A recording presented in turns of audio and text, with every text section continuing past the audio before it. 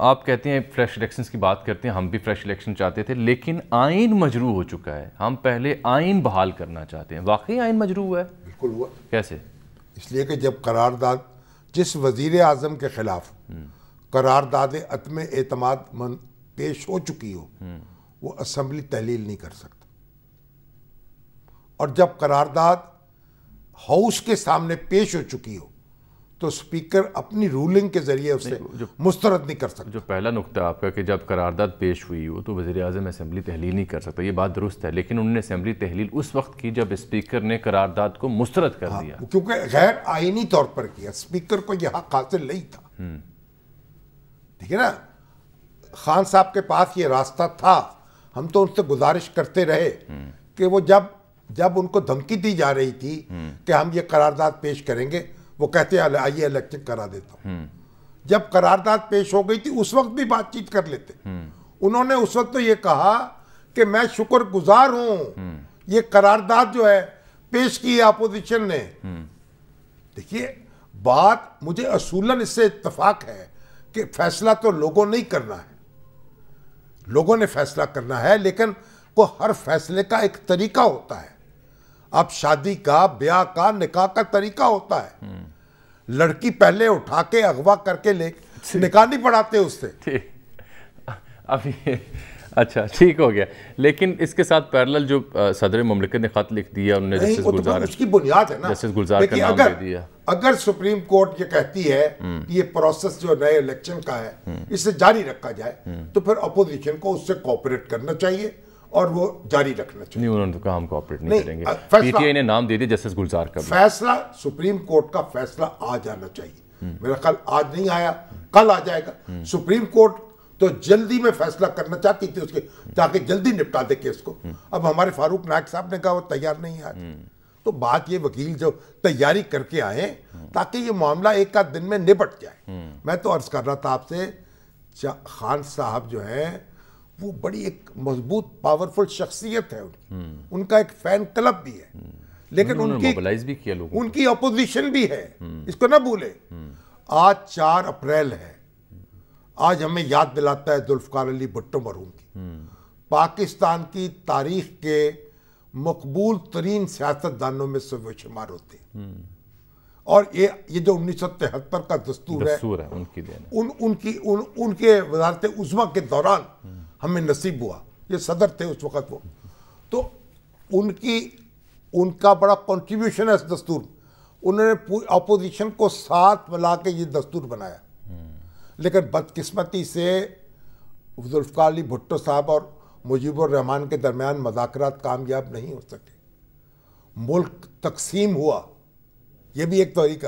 پھر اس کے بعد دستور بنا لیا، ایٹمی پروگرام کا آغاز کر دیا. ٹھہریے شامی صاحب، ملک تقسیم ہوا، ظاہری بات ہے ہماری تاریخ کا ایک بڑا ہی تکلیف دہ المیہ چیپٹر ہے جو ہمیشہ رہے گا.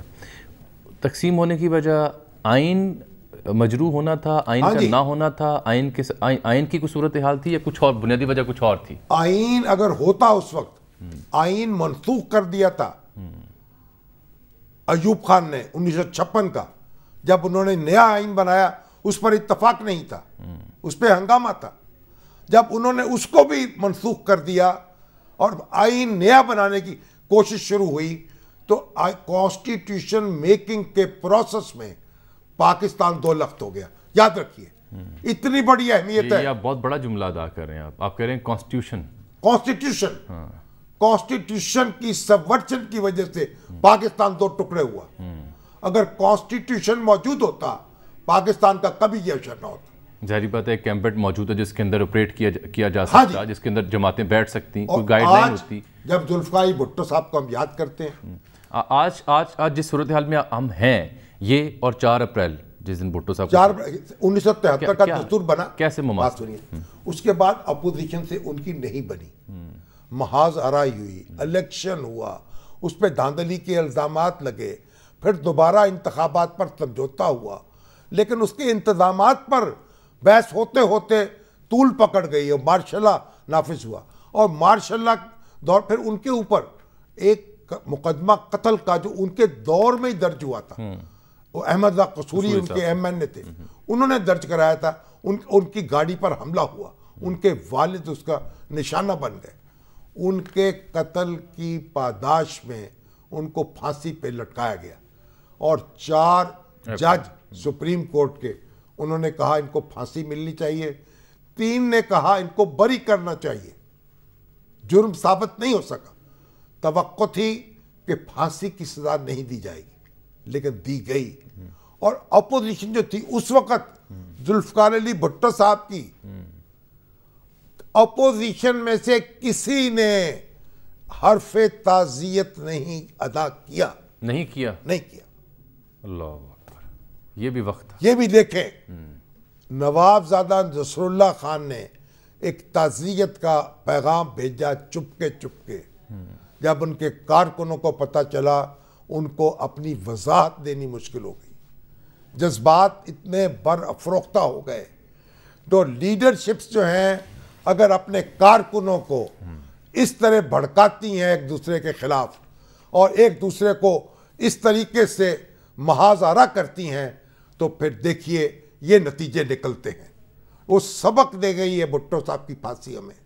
باقی تو معاملہ چھوڑیے, عدالتی کیا تھا, مقدمہ کیا تھا, اس کی تفتیش کیا تھی, اس پہ الزام کیا تھا, اس کا شکایت کنندہ کیا تھا. اب بھی زندہ ہے احمد اللہ قصوری, اس کو چھوڑے. اصل بات یہ تھی اپوزیشن اور حکومت ایک دوسرے کے خون کے پیاسے ہو چکے. کوئی ورکنگ ریلیشن. بھٹو صاحب کی پھانسی نہیں ہو سکتی تھی اگر اپوزیشن کے ساتھ ان کا اس طرح خون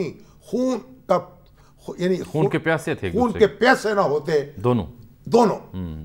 اور آج ہم, اس کا مطلب تو یہ ہے کہ ہم نے کچھ نہیں سیکھا. پھر آج دیکھیں نا سارا شام صاحب, آج 43 برس ہو گئے ہیں.